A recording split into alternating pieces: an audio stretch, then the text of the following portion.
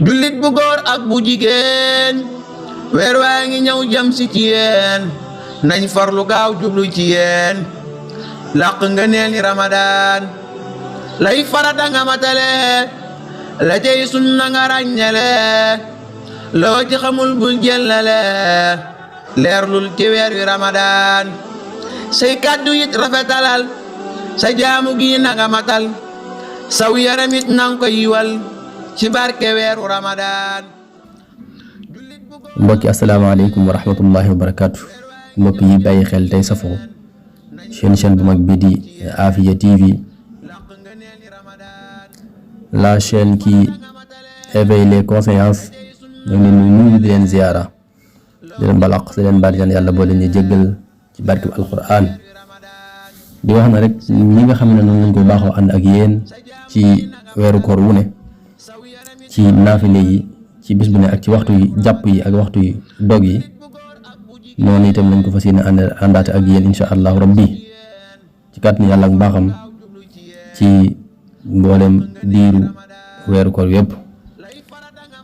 naka noonu it di way di fàttali it insha allah ne koor moom waxtu boo xamee ne weer yi feeñ na te guddi gi njëkk kon jullit bi foofu la war a yéene ngir màngu mbooleem weeri woor ko yenn yéene jooju rek de daal day sëkk. su demee nag ba ngant dab ko ndax ngant ba mënta ñàkk surtout ci suñu mbokki jigéen ñi kon mu ngant la jeexee rek insha allah kon day yéene waat rek ngir continuer wala koo xam ne itam tawatu ko dab wala leneen lu mën doon itam moom itam kadalika kon loolu it na ngeen koy bàyyi loo xel insha allah ñu fasoo dikku kon ci naaf léegi ci kàttan yàlla ku mbaxam.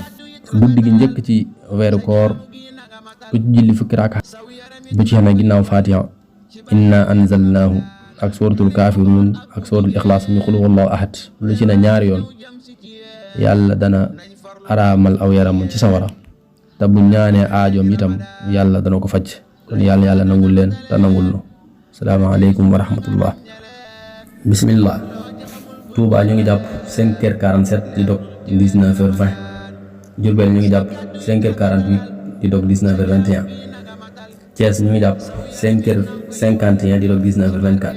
Dakar ñu ngi jàpp 5h54 di dog 19h27. Kaolack, Fatick, Kaffrine ak Sédhiou ñu ngi jàpp 5h49 di dog 19h22. Ziguinchor ñu ngi jàpp 5h49 di dog 19h22. Saint-Louis ñu ngi jàpp 5h45 di dog 19h18.